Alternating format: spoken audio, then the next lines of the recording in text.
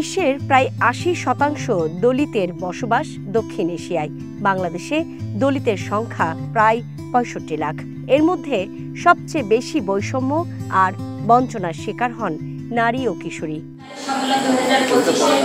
দলিত এসব নারীদের প্রতি সব ধরনের সহিংসতা দূর করার লক্ষ্যে কাজ করছে নারী উদ্যোগ ও দলিত নারী ফোরাম। তাদের যৌথ উদ্যোগে রবিবার রাজধানীর উইমেন্স ভলান্টারি অ্যাসোসিয়েশনে অনুষ্ঠিত হয় দলিত নারী সম্মিলনী ২০২৫। এ সম্মেলনে সারা দেশ থেকে আসেন দলিত জনগোষ্ঠীর সদস্যরা। তারা নিজেদের অভিমত অনুভূতি প্রকাশ করেন, তুলে ধরেন সমাজ থেকে পাওয়া বঞ্চনা আর উপেক্ষার কথা। আমার ছোট থেকে শুনতে হয়েছে যে মেয়েরা কেন পড়াশোনা করবে, মেয়েদেরকে কে পড়াশোনা করায়, মেয়েরা এই যতই পড়াশোনা করুক মেয়েদের তো পড়াশোনা করে হাঁড়ি পাতিলেই মাজতে হবে। তো এই কথা বলেছে। তো আমার ফ্যামিলিতে কেউ চাইতো না যে আমরা পড়াশোনা করি। আমাদের এলাকার লোক আমার বাবা মাকে বলতো যে মেয়েটা তো অনেক বড় হয়ে গেছে, মেয়েটার বিয়ে দে, বা মেয়েটার কথাবার্তি লাগা, অমুক জায়গায় ছেলে আছে, তোরা বিয়ে দেস না কেন, মেয়ে তো অনেক বড় হয়ে গেছে। কিন্তু আমার বাবা মা বলে যে না, এখন বিয়ে দেবো না, ওর বয়স এখন হয়নি। তাই আমি পড়াশোনা করার অবস্থা কয়েকজন আমার বাবাকে বলেছিল, পরে এই কারণে আবার মাঝখানে আর্থিক সমস্যার কারণে আমার পড়াশোনা সব কিছুই বন্ধ হয়ে গেল। পড়ালেখায় শিক্ষিত না, তার জন্য অ্যালাউ করে না, মনে করেন অর্থের জন্য আমরা পড়াইতে পারি না। তা আমাদেরকে হিন্দু সম্প্রদায় যা আমরা জুতার কাজ করি, চামড়ার কাজ করি, তার জন্য আমাদের নিন্দা করে। শ্রমিকরা যেহেতু এখন বর্তমানে মজুরি পাচ্ছে খুবই কম, ১৭৮ টাকা, এটা দিয়ে আসলে একটা পরিবারের পরিপূর্ণ ভরণ পোষণ আসে না। সেক্ষেত্রে দেখা যায় যে চা শ্রমিকদের পুষ্টিহীনতা যেটা বিষয়টা এবং রক্তশূন্যতা, পরিপূর্ণ খাদ্যের একটা ঝুঁকির মধ্যেই থাকছে নারীরা বা কিশোরীরা।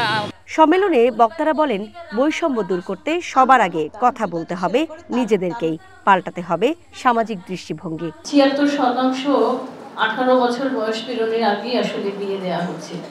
সেখানে এই বিয়ের পিছনে আসলে কি কারণ?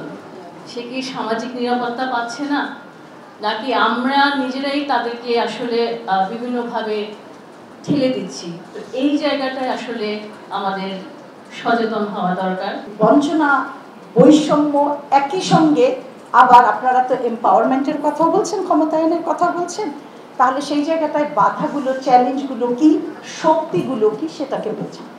দ্বিতীয়ত যেটাকে বলা হয় সেটা হচ্ছে এক ধরনের ট্রান্সফরমেটিভ লিডারশিপ।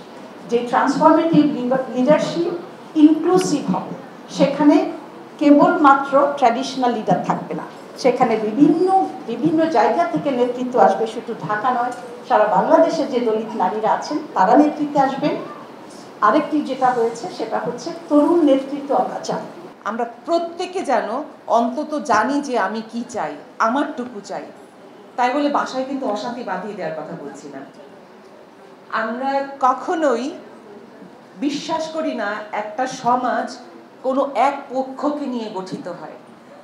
একটা সমাজ নারী এবং পুরুষ উভয় পক্ষকে নিয়ে গঠিত হয়, এবং এই জায়গাতেই আমরা নারীরা যতটুকু কাজ করতে পারবো তার চেয়ে বেশি কাজ করতে পারবেন আমাদের যারা ভাইয়েরা রয়েছেন।